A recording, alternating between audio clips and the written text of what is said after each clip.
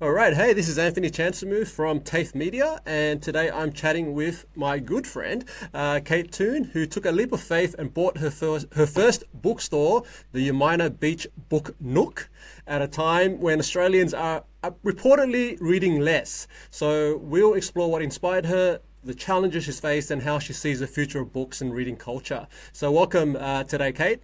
It's lovely to be here. Thank you for having me. You sitting in the bookstore right now? No, I'm in my little office at home, but I was there this morning and I will be going back this afternoon. Fantastic. Okay, so let's start with this. So, what made you decide to buy a bookstore, especially when the reports coming out saying people are reading less in Australia? Well, look, it wasn't a planned thing. I'm not someone who's dreamed of opening a bookshop. I think I've always wanted to have a little shop and I wasn't sure what I would sell. But basically, I would just close down a part of my core business, and I was thinking I was going to be a lady of leisure, a lady who lunches. And I got a little email from the local bookshop, which is literally 10 minutes from my house, saying that they were going to have to close if they couldn't find a buyer. They were going to have to close that week because they were in financial distress. And so I went in and I had a chat. I looked at the financials, which were dreadful. I spoke to my accountant and my financial advisor, both of whom said, "Don't do it. It's a terrible idea." And then they said, "But yeah, you should do it. Have a leap of faith." And so I just took a leap of faith, and here I am. Wow, that's that's crazy. But I'm glad the accountant was on board with the Yeah, decision. he was like, "It's your midlife crisis. You can either buy a Harley Davidson or a bookshop." So there you go. Maybe the bicycle's coming next. Yes, maybe. Okay, so what's been the biggest surprise or challenge in your first year running the store? I think just getting the shop out of the huge financial hole that it was in and rebuilding the reputation of the shop, both were kind of in the bin. And doing renovations, just trying to get the shop back up to a baseline was quite hard. Making it look good again, restocking, building up faith in the community as well. And we did that. We've done that. So we actually made 40% more this year than they made in the previous year. So we really had a big uplift in revenue, huge uplift in customers. Profit, not so much, but that's what I'll work on this year. I think that's still a remarkable result considering the time frame. Also, did you have any prior knowledge of what it takes to run a bookstore? How does that how did you navigate, you know, a new type of business, seeing that you came from, the digital world? Yeah, like no experience. I mean, I am a published author, so I knew a little bit about publishing, but no real retail experience other than an online store. No understanding of the publishing industry, the processes. It's complicated how you order books, how you can return books. Nothing at all. And so it was a massive learning curve. And I must admit, there's times I really thought it was beyond me. Really massively struggled to learn it all. I felt like my brain had gone foggy and slow. But I've got there. I had the help of a wonderful employee who'd worked there previously.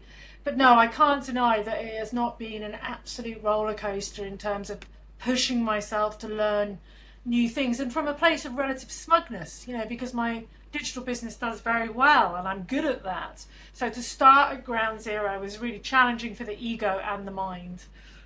And how many, you mentioned there is a key staff member that worked already in the shop before you took over. So how did that relationship evolve from day one to where it is now? Well, actually, the previous owner did want to stay on, but for various reasons that didn't work out. So the existing staff member was just kind of a junior salesperson, but she was amazing.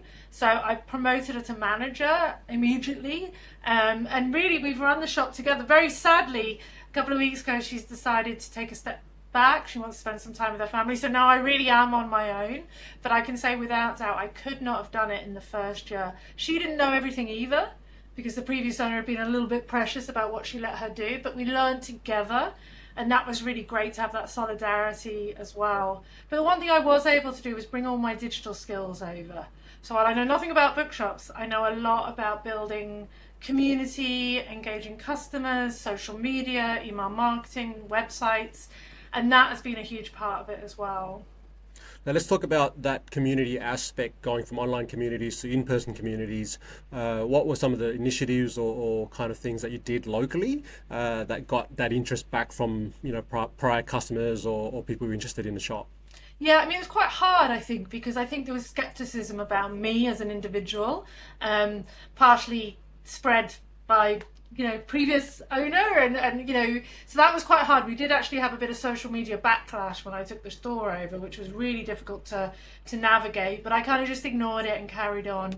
I did the basics, so I went through every negative review on Google and responded as the new owner. Very quickly, I set up a new, more expansive and generous loyalty program for existing customers, and I honoured the previous loyalty program and all previous vouchers, even though I didn't get the money for those. So I showed that financially I was going to support loyal customers. And then we just started to do a series of events. So we had loyalty nights, we started a story time, we started our own book club, and I built a community on Facebook as well where people could come and chat who even weren't local. And we made it really clear that we were inclusive, so clear LGBTQI plus signage. We made the shop wheelchair, stroller, friendly. We let dogs in. We have a dog bowl. Just it sounds obvious, but just saying everyone's welcome needs to be said a bit more. So we said it a lot. That's amazing. And how did you, I guess, for the percentage or portion of your customer base that's not digital, like they're not on social media, they're not, whatever it may be, because I imagine there's a split in demographic going on. How did you get the word out to them? How did you invite them and get them included?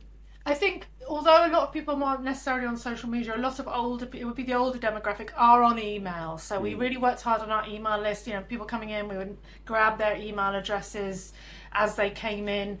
But we just try and make the store really friendly, especially for the older generation. Even simple things like we added a really nice comfy chair in the shop and a little fire, a little heater. And we say, you can just come in and chill. Do you know what I mean? A lot of the older people like to come in and do special orders for more obscure books. They don't want to use Amazon. And sometimes even we can't get the book and we have to order it on Amazon for them. So we're not making any money, but we still do it to save them having to sign up for Amazon and feeling nervous about it. So little things like that, keeping larger print books, stocking a lot of book lights and magnifying glasses, and just remembering everybody's name and making them feel welcome and keeping notes on the books that they like. So when they come in, we're like, oh, Penny, you'll love this book, and making them feel a part of something. Fantastic. Now, as I alluded to, there have been reports showing fewer Australians are buying and reading books. So what are you actually seeing in your shop, and are people still coming in, and what are they buying if they're there? Yeah, I mean, we've had a massive increase in customers since we took the shop on, and it's all demographics. It's men, it's women, it's old, it's young. There's a huge upswell in younger readers, reading kind of romance and smut and fantasy, and also, we've really tried to make the book non-elitist, the bookshop non-elitist. So we don't judge you if you like smutty books or if you like romance. And some bookshops can be a bit like, oh, they're not real books. We don't judge you if you listen on Amazon. We don't judge you if you read on Kindle, right? Everything is reading, everything is good. We are, we're noticing a lot of people coming back to reading. So we have a lot of parents who come in who say, look, we've had kids, we haven't been able to read a book in years. So we try and suggest sort of easy page turners to get them started. And book club works really well because it's a non-commitment. You can come 1 month and not come the next, which really works for a lot of people. So we have seen a massive increase in customers. There's only a few dials you can twiddle in a shop. You can sell more to each individual, you can charge more, or you can get more customers in, and we're definitely seeing more customers coming in. That's wonderful here. Yeah. Do you offer reading programs for people who are, whether they're from a different language or I don't know what the breakup is in Umina, but curious about even young readers coming in and introducing them to the love of reading. Like, do you have anything like that going on? So we do have a story time each week, a free story time where we just read to babies and little kids. We haven't done much in terms of non-English speaking readers. The demographic in Umina is pretty white, whitey, although it is thankfully changing and becoming a bit more diverse. We try and really respond to the community. The next thing that people have asked for is some kind of club for homeschool kids. So that might be the next thing that we do. And then we're also thinking about doing a very early morning book club, because older people like to get out, they wake up early, they want to get out, do their thing, and then go home again. So we're trying to respond. We've applied for a Penguin grant to be able to create 3 or 4 more book clubs, and also one for teenage readers. That's another one we want to do. Very cool. Do you have any programs or anything that's actually run by the community, like members within the community who are initiating those? So our story time sessions are run by volunteers. So they come into the shop and do that. We also are starting a volunteer, because we just, there's not a lot of money in it, right? Mm-hmm. So paying staff is our biggest problem. And a lot of people have said they would just love the opportunity to work in the bookshop a couple of hours in the week for free. I don't think I would let them do it for free. I'd be giving them vouchers, but we're going to have community members in the shop helping out as well. And we recently supported a work experience student from a local Aboriginal charity, and we're also hoping to work with another charity that gets people with disabilities into employment as well. So really trying to be as inclusive as we can, And what about the other local retailers or shops in the community, and even local council? Are they involved in any way? Yeah, so I've just actually, good timing, it's been quite hard. I think a lot of the other retail stores are a little jaded. So last Christmas, I really tried to get some late night shopping going, and I wanted to get everyone involved, and they were like, nah. So we kind of did it on our own. We got local child musicians to play outside the shop, and we had our own Father Christmas. But recently I've tried to create, I've called it the Peninsula Path, and it's a map that I've had created by an artist in Melbourne of all the cool little funky shops in our area, and I got 7 shops to commit. And the local MP is coming down tomorrow to have his photo taken with it, to try and drive tourism, because our shop is only an hour from Sydney, and Umina is really quite a destination. It's a lovely place to spend the day, but I don't think people realise that. So I'm really trying to do that. And we've also, now that we've done it, we've had like 5 or 6 other shops saying, oh, we want to be a part of it. So I'm really trying to bring the retail community together. There's lots of markets and fun events, but not really anything for retail. So that's what I'm trying to focus on. Yeah, that sounds like a really great opportunity. My family and I usually drive up there probably, once a quarter or something, just to go and hang out at the beach and the big playground there. The kids love that. So, yeah, definitely we'll swing by next time we're up there. For sure. Just a couple of more questions for you, Kate. Do you notice differences between younger and older readers in what they're choosing or how they discover books? Yeah, I think the younger readers are definitely, it's BookTok, it's Bookstagram, a lot of discussion about that online. And thankfully I have a younger member of staff, Brooke, who's really in touch with all of that. I think the younger readers, and I'm talking, 20s sort of readers, really, are enjoying books that have more diverse themes around, sex and gender, and taking more risks with their reading. I think olders, there's a lot more non-fiction for the males, a lot of crime. Women do love their crime and their historical fiction, but it's really mixed. I mean, we have a bit of everything. I've just done a massive history section in the shop, rebuilt that, and science, personal development.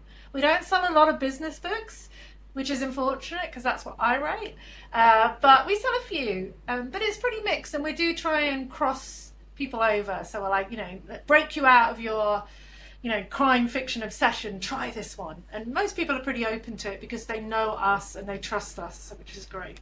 Yeah, I love that you're doing that. Because I'm doing this journalism course, I'm being forced to read fiction, which I haven't done in decades. So, but it actually brings me back to, I remember reading Chronicles of Narnia when I was 13, and that's just allowing your mind to go somewhere and not having the AI write everything for you is amazing. So with just the final question here, with reading rates dropping overall, well, that's what the reports say anyway, what gives you hope for the future of books and bookshops in Australia? I think that you've got to get them young. So we actually completely re-engineered the store to create a kids area where we have little toys. We've decorated it all. I built a tree in the back of the shop, and you get them in young, and it's a safe, cozy space, and family come in just on Saturday just to come in and look at the books. Don't always even buy anything, We've got little toys as well.